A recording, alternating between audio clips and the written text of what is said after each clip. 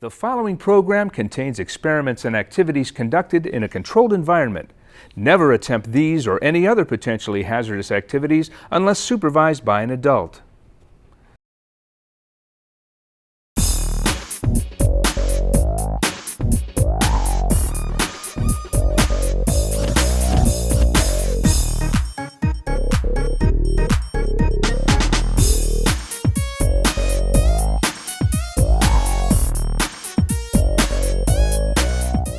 Man has always wanted to fly, and today I'm going to prove that it can be done. Watch this. It took man a long time to figure it out. Even though we really can't fly like this, man did finally figure out a way to overcome that little thing called gravity. It's all about lift.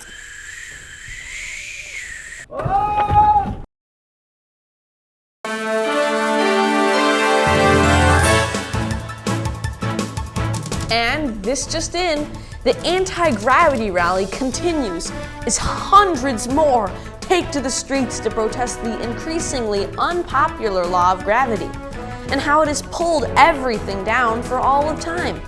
For more on the story, we go to Christine, who's reporting live from the scene. Christine, what's the mood out there? Well, Blake, a lot of frustrated marchers with more questions than answers. Everyone is asking, why is it that what goes up must come down? Blake? A good question indeed, Christine. Perhaps there is someone in the crowd that can help us get to the bottom of this dilemma. Hey,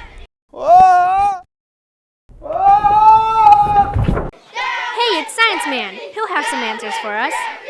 What is gravity anyway? Yeah, what is gravity anyway? What is gravity? I'm glad you asked. Gravity is an invisible force that keeps us all from simply floating away. Gravity is based on an object's mass.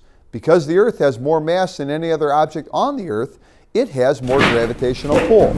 Gravity draws everything toward the center of the Earth, with very few exceptions.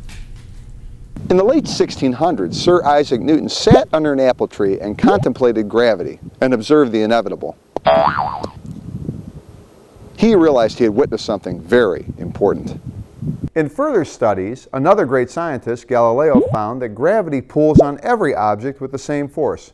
If I drop a marble and a bowling ball from the same height at the same time, it will hit the ground at the same time, even though the bowling ball is heavier. Observe.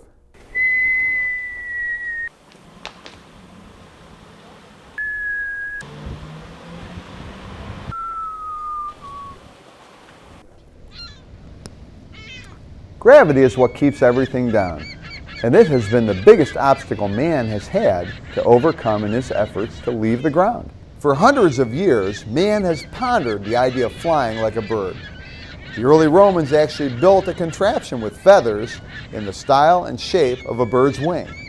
Many inventions followed. Some seemed to show promise, but most were disasters.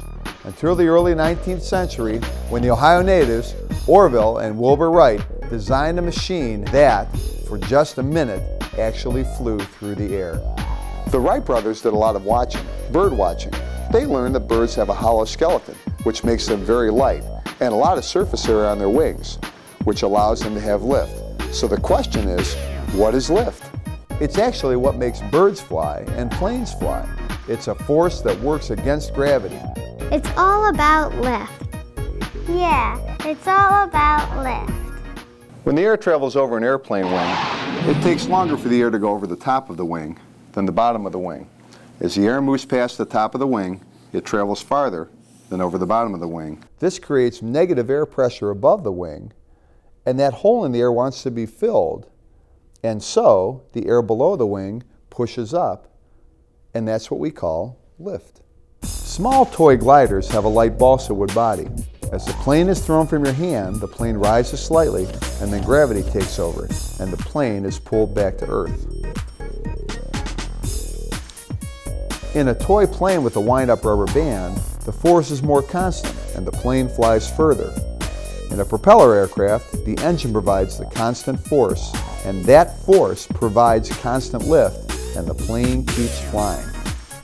In a radio-controlled model airplane, for example, a constant force is provided by a small gasoline or electric engine. A jet works with the same constant force as a propeller, but the source is a jet turbine. More force provides more speed. That's why jets are so fast. The flight controls on a plane are made up of 3 parts: the aileron, the stabilizer, and the rudder. The elevator is at the rear of the plane. In this particular plane, it's called the stabilator because the entire rear of the plane moves up and down. The elevator controls the pitch. What is pitch? Not that kind of pitch. The pitch on a plane is when the nose goes up or down. When the elevator goes up, the plane's nose will go up. When the elevator goes down, the plane's nose will go down. The aileron controls the roll of a plane. Oh, come on, you guys, not that kind of roll.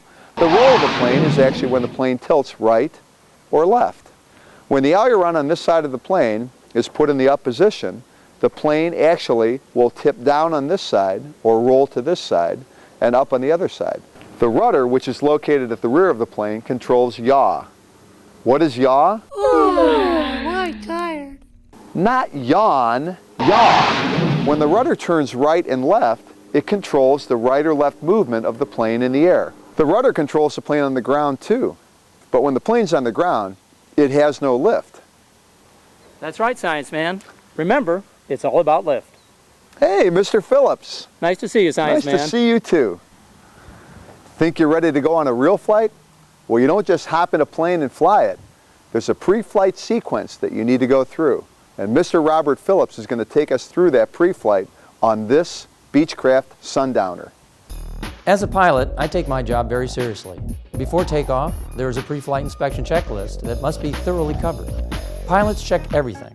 We make sure there is no water or any foreign deposits in our fuel. We look for cracks or breaks in our propellers. We even check screws, nuts, and bolts to make sure they are tight.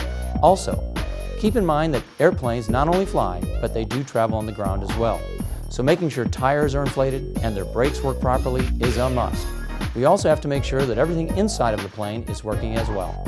It looks like a lot of trouble to go through, but it really only takes about 15 minutes, and that 15 minutes of time can save a plane from disaster.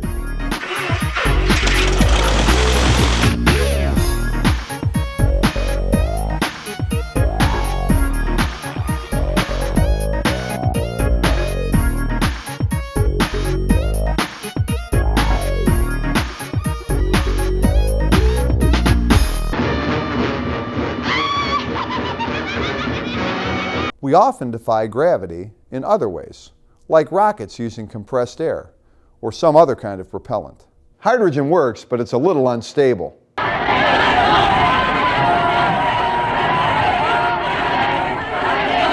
Or simply hot air. We have plenty of that. The space shuttle, for example, is propelled into space by an explosive fuel, but returns under the same principle as a winged airplane. But as much of a problem as gravity can sometimes be, can you imagine life without it?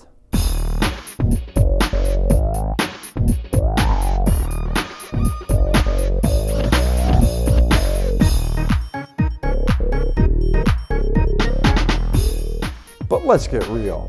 Gravity is here to stay. So I guess that's a wrap, Christine. What goes up will surely continue to come down. Gravity is definitely here to stay. That's right, Blake. There's a lot to be said for having your feet planted firmly on the ground. It just feels good. Well, that's our show. Remember, it's all about lift.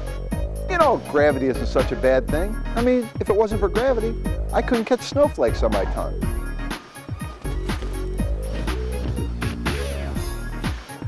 Well, until next time, remember, science rocks. If you like to make paper airplanes, I've got the book for you. The Klutz Book of Paper Airplanes by Doug Stillinger has hands-on challenges that you can make in minutes, from spy planes to space cruisers with flight instructions included. The Klutz Book of Paper Airplanes has designs that are guaranteed to soar. Do you ever wonder what makes things fly? Then you need to read Fly by Peter Mallet. You'll find out all sorts of interesting facts about flight and learn to make things that can really fly. Flight is a fun-filled book of concepts, stories, and projects you can make with materials you can find right at home. Check it out. For as long as records have been kept, man has always wanted to fly like the birds. The First Flight by Richard L. Taylor tells the story of Wilbur and Orville Wright and their early successes and failures, and their many attempts to fly. With actual photos and detailed descriptions, The First Flight is an introduction to the lives of the Wright brothers and their amazing accomplishments that changed the world forever. Let me see your angry face, Joe. We have with us pilot Robert Phillips.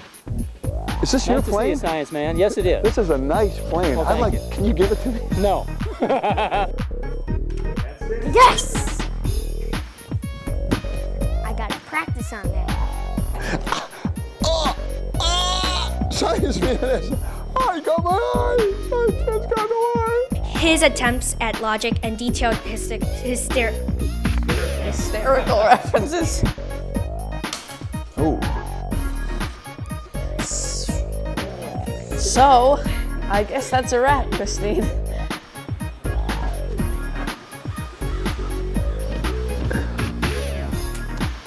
Well, until next time, remember, science rocks.